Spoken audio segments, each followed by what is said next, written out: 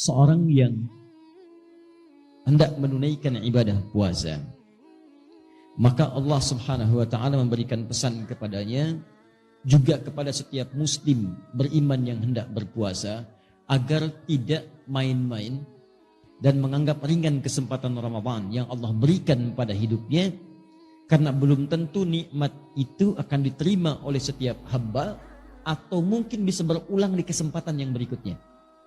Tidak setiap orang bisa mendapatkan nikmat Ramadan, dan tidak setiap yang telah mendapatinya akan mengulangi di masa yang akan datang. Karena itu para sahabat Nabi SAW, begitu selesai kemudian mendapati Ramadan, maka banyak di antara mereka bahkan di penghujung Ramadan itu mengalirkan air matanya. Mereka menangis, berharap, ya Allah, kalau bisa jangan berhenti ya Allah, besok Ramadan lagi, lusa Ramadan lagi, pekan depan Ramadan lagi, kalau perlu setiap hari Ramadan ya Allah. Saking inginnya semua waktu itu Ramadan. Dan kita diberikan kesempatannya. Dan mereka tahu belum tentu tahun depan bisa berjumpa. Karena itu semua bermujahadah ketika akan tiba Ramadan. Dan begitu tiba Ramadan, maka kalimat la'allakum itu digunakan dengan sepenuh jiwanya. Maksimal ibadahnya. Kata Ibnu Abbas radhiyallahu ta'ala anhuma, saya belum pernah melihat Rasulullah semulia ini dalam ibadahnya, selembut ini dalam sedekahnya, sebanyak ini dalam pemberiannya, kecuali saat Ramadan. Sampai angin yang berhembus sepoi-sepoi pun itu kalah amalannya oleh Nabi.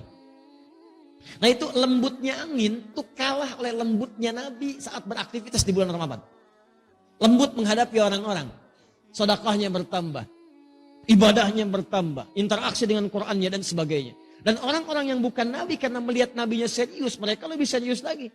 Di gambarannya ini Nabi aja yang dijamin surga begitu serius, apalagi saya yang bukan Nabi yang belum jelas surganya. Maka kata Allah, seakan-akan dihadapkan kita di hadapan Allah untuk menumbuhkan kesungguhan kita dan menunjukkan bahwa Allah serius dengan itu. Kata Allah, kamu di hadapan kita, bukan orang lain. Ini bukan orang yang disebut, maaf, bukan orang yang di zaman Nabi, bukan orang di masa sahabat, bukan orang di masa tabi'in. Tapi kata Allah, la'allakum, kumnya masih ada di depan kita. Tatakun, kamu, tanpa batas. Kata Allah, kamu mesti serius ya, karena saya pengen kamu bertakwa. Kamu mesti berubah. Kamu mesti jadi hamba yang taat. Mesti ada perbedaan ketika kamu lahir dengan kamu pulang. Saya ingin tingkatkan takwa kamu. Kalau Anda hafal Quran, demi Allah saya katakan, begitu disebut takwa, itu bisa berlinang air mata Anda. Karena ayat takwa selalu terkait dengan nilai kebaikan. Ketika Allah sebutkan takwa, maka Allah ingin tanamkan kebahagiaan. Kamu tingkatkan takwa supaya bahagia. Jadi ketika Anda dilatih takwa saat Ramadan, la'allakum tattaqun, supaya kamu takwa. Anda tanya, kenapa ya Allah? Kata Allah, saya pengen kamu bahagia. Ayo takwa. Wa may yattaqillaha yaj'al lahu makhraja wa yarzuqhu min haitsu la yahtasib. Ketika takwa meningkat kepada Allah, kata Allah, maka aku mudahkan hidupmu. Aku berikan solusi, aku limpahkan rezeki kepadamu. Makanya ketika Allah katakan la'allakum tattaqun, ayo serius supaya hidup kamu mudah. Ayo serius supaya rezeki kamu berlimpah. Ketika Anda puncaknya mengatakan takwa, Allah katakan wasari'u ila maghfiratin min rabbikum wa jannatin 'arduha as-samawati wal ardu 'iddat lil muttaqin. Saya telah siapkan bagi orang takwa. Apa itu? Saya telah siapkan surga yang tak bernilai dunia. Batasnya enggak ada batas dunia. Saya kata Allah, saya siapkan surga luasnya seluas langit dan bumi untukmu orang takwa.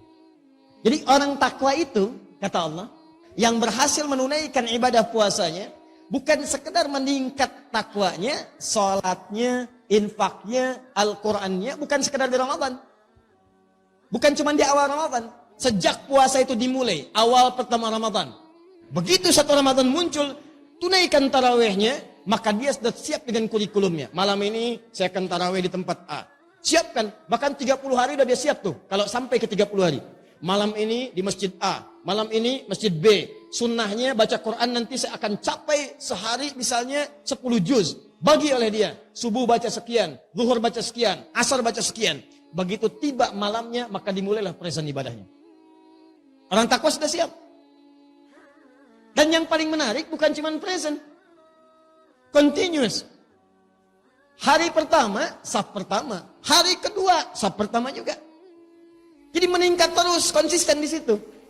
Hari pertama datang sebelum maghrib, nunggu di masjid. Hari kedua habis isya baru datang. Nah ini belum konsisten. Jadi kalau Anda ingin disebut dalam golongan yang ini mujahadah ini, yang serius ini dipertahankan sampai pertengahannya. Masya Allah, hari pertama, saf depan. Hari kedua, saf depan. Hari ketiga, saf depan. Hari keempat, saf depan. Hari kelima, saf depan. Sampai hari terakhir, saf depan. Nah, itu yang terbaik.